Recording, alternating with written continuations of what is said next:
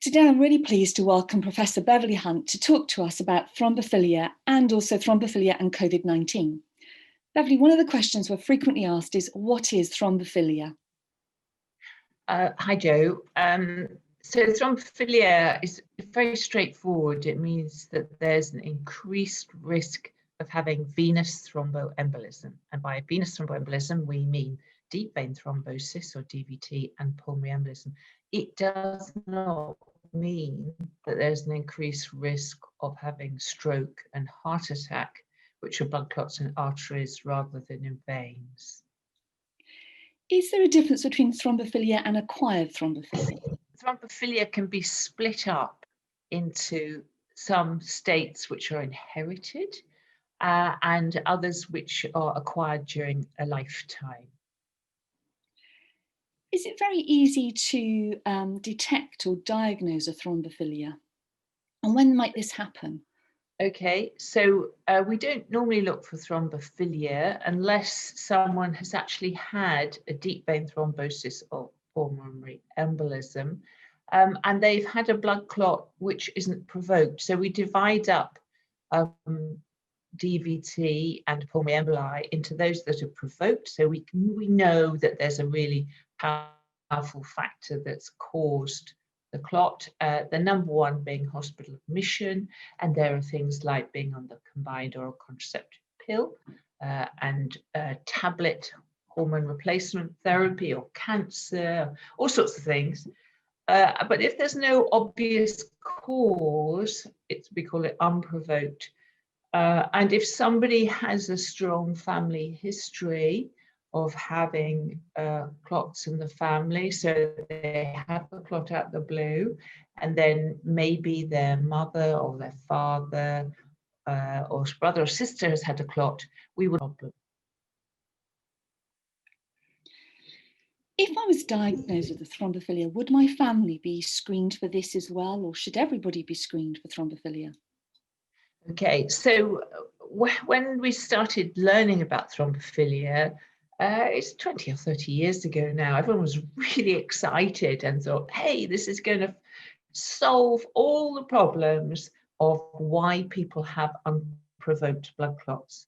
But actually, it's been pretty disappointing in that when we do an inherited thrombophilia set of tests on somebody who's got a strong family history, we will only find an abnormality in about 50% of them. So they may well have an underlying inherited problem, but we can't label it in 2020. So this means that it's of some value, but we don't tend to go on and look at other family members because most of the thrombophilia factors we know are actually very low risk. And most people, for example, who have factor V Leiden, will never have a blood clot in their lifetime. So there's little point looking for something that's got minor increased risk of having blood clots and worrying an individual and labeling the individual something that isn't actually going to affect their life in any way, apart from causing psychological anxiety. Once somebody is diagnosed, does their treatment differ in any way?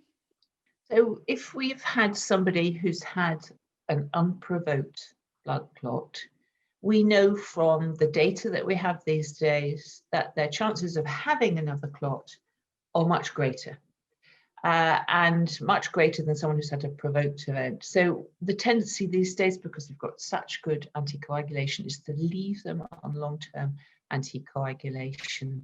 And knowing that they've got an underlying thrombophilia doesn't really tend to affect that. If somebody wanted to have a pregnancy in the future, it's quite helpful to know about their thrombophilia. And if someone's got a severe thrombophilia, by severe I mean that's a deficiency of one of the natural blood clotting factors such as antithrombin, so you have antithrombin deficiency, it's quite helpful for us to know about it because we've got slightly different treatments to offer someone with antithrombin deficiency. We can actually give someone with antithrombin deficiency some antithrombin concentrate to make their antithrombin levels normal at the times of something like an operation or when they go into labour. So it will affect the care a little bit depending on which thrombophilia they have.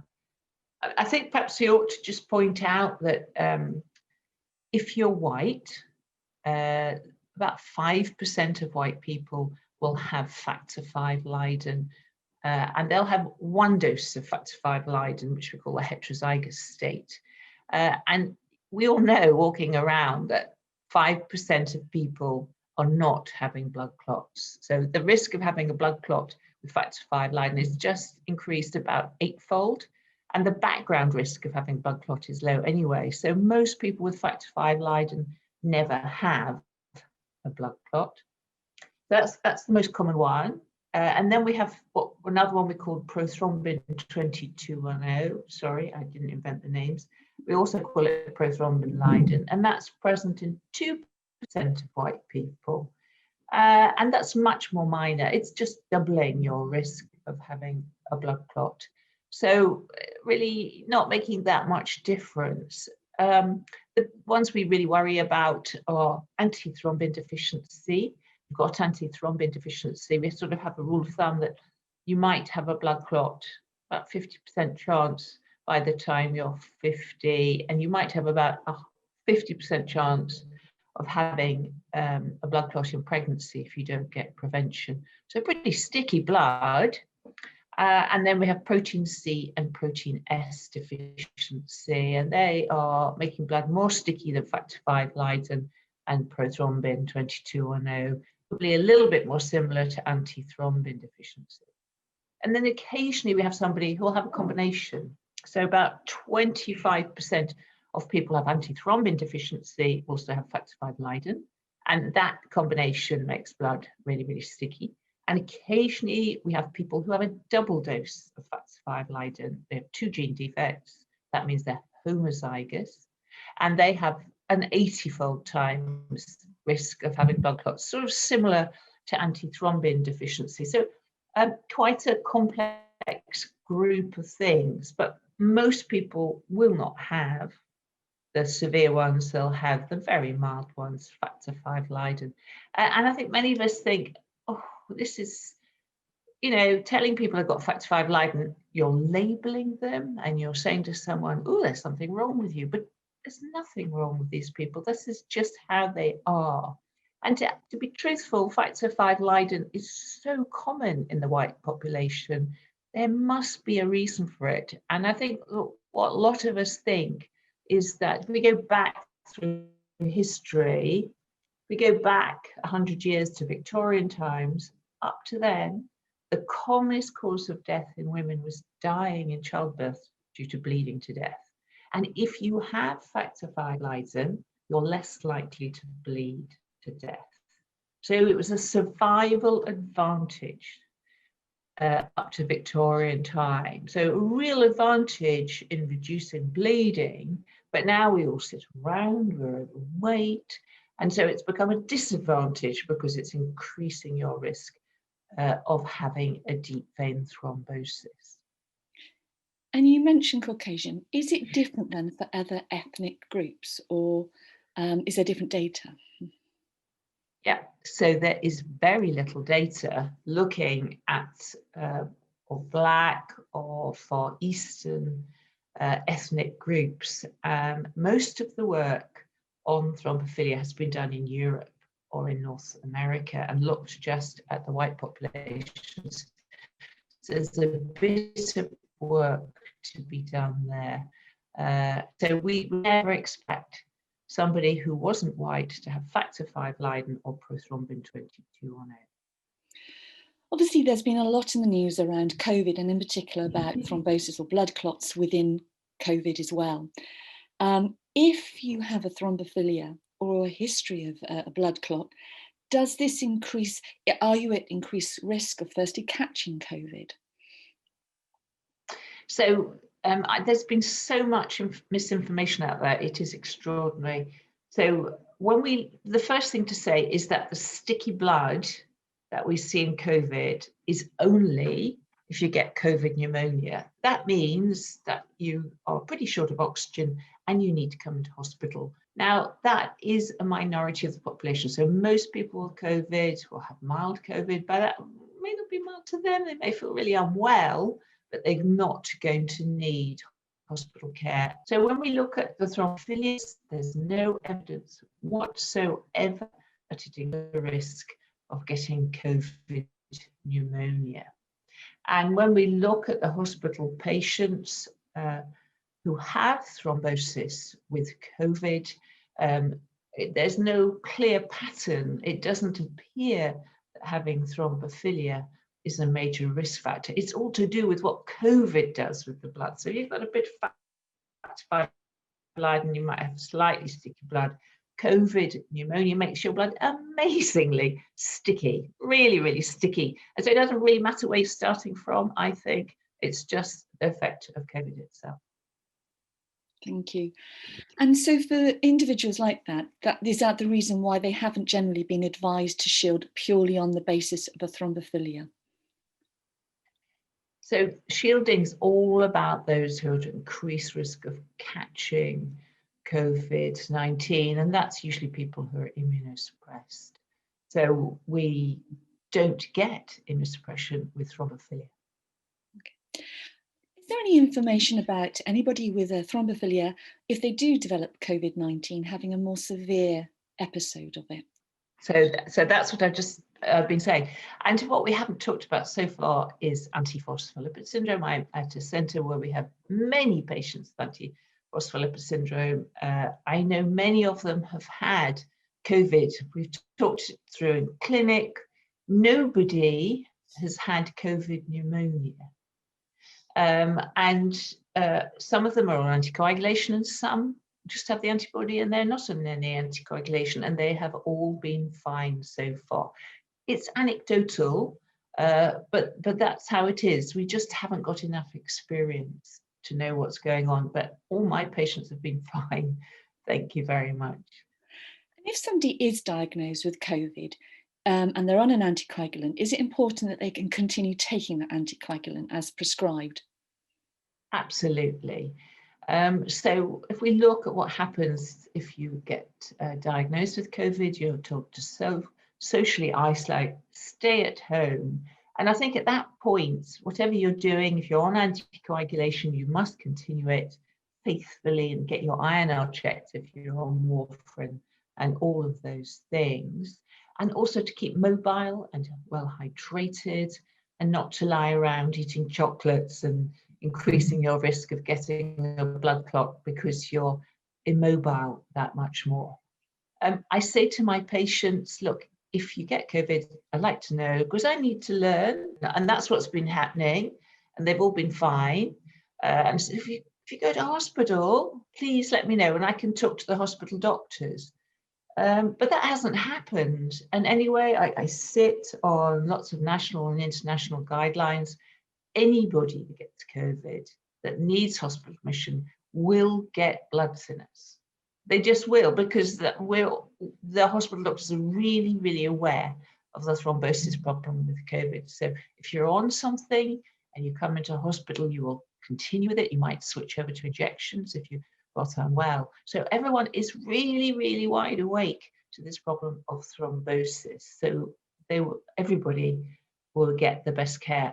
The question at the moment is, do we give standard blood thinners, or would a higher dose reduce the rate of blood clots a little bit further? And we currently have big clinical trials going on. I sit on the guideline committee for one of the big trials looking at that very issue. And I'm hoping that come January or February 2021, we're going to get some answers about the best dose of blood thinner to prevent blood clots in those with COVID pneumonia, i.e. those who are in hospital. I'm excited. Thank you. There's also been discussion and in fact some guideline out about people who are taking anticoagulants possibly being switched. Now this obviously has concerned some individuals who are taking warfarin and until now been told that is the best medication for them, especially perhaps if they have APS. What would happen for those individuals? So, we've been learning it since we started. So at the start of the epidemic, when we admitted patients to the wards in March and April, we thought they were probably better off on heparin injections than warfarin because many of them were receiving other medications that would interfere with warfarin. So the trials of the antiviral agents interfere with warfarin dosing, and obviously going into hospital you have different diets, different amounts of vitamin K, so we didn't want patients to end up with really high or really low INRs. But since that time, the ward patients who don't require mechanical ventilation, we've been leaving them on warfarin because the modern treatment, the second wave treatment's much better. Dexamethasone is a game changer, so people aren't going on to need mechanical ventilation. So the new NICE guidance that came out today, the 20th of November, says do what you think is ever best for your patient. So we at my hospital have been leaving people on warfarin unless they require mechanical ventilation. You cannot give people tablets if you mechanically ventilate them, and they need so many other drugs which interfere with warfarin. People are better off on heparin injections. Thank you.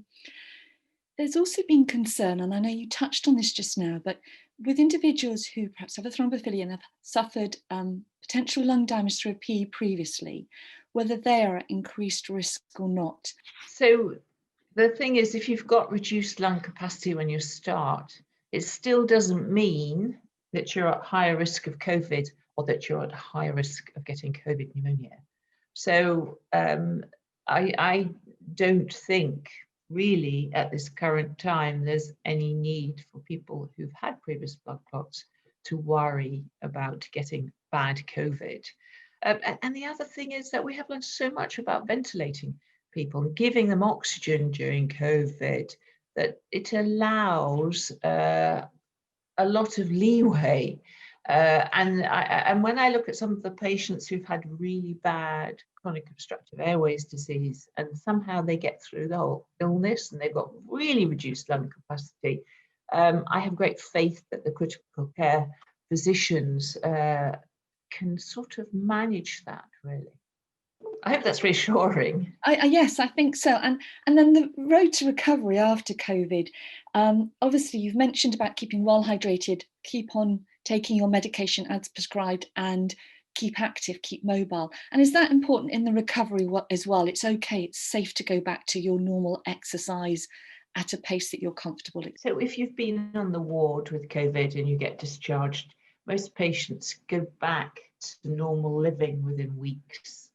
The issue is if somebody has really bad COVID and they're on a ventilator for a very long time, so that means you lose a lot of muscle bulk. And so it's a very different prospect.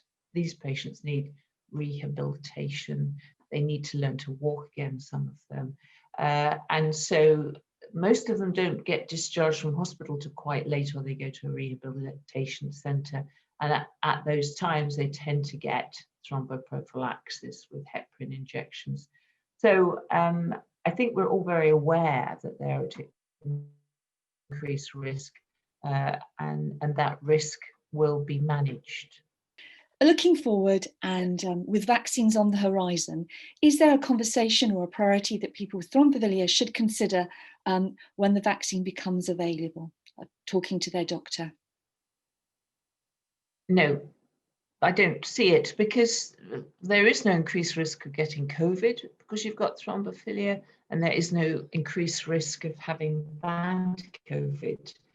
So thrombophilia won't be a special group. The special groups are those in care homes and those who are over 85. And I think that's the group, because the risk of having really bad COVID at the age of 85 is about 15%. 15% will go on and get COVID pneumonia, which is huge. And then I think the second tier, well, this is how it is today anyway, it'll probably change. The second tier would be those over 80 and healthcare workers. And then they'll move down the age tiers, I think, with the general public. Because if you look at the risk factors, it's really, really age. It's just damning to be over 80 or 85. The risks of bad COVID are so very high.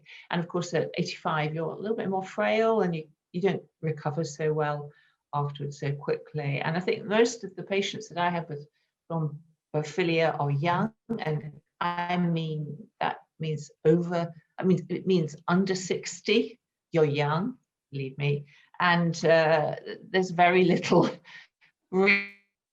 risk of severe COVID in that. And especially if you're female and you haven't got any high blood pressure, or you haven't had a heart attack or a stroke before, then your risk of getting severe COVID is right down there. It's about 1%.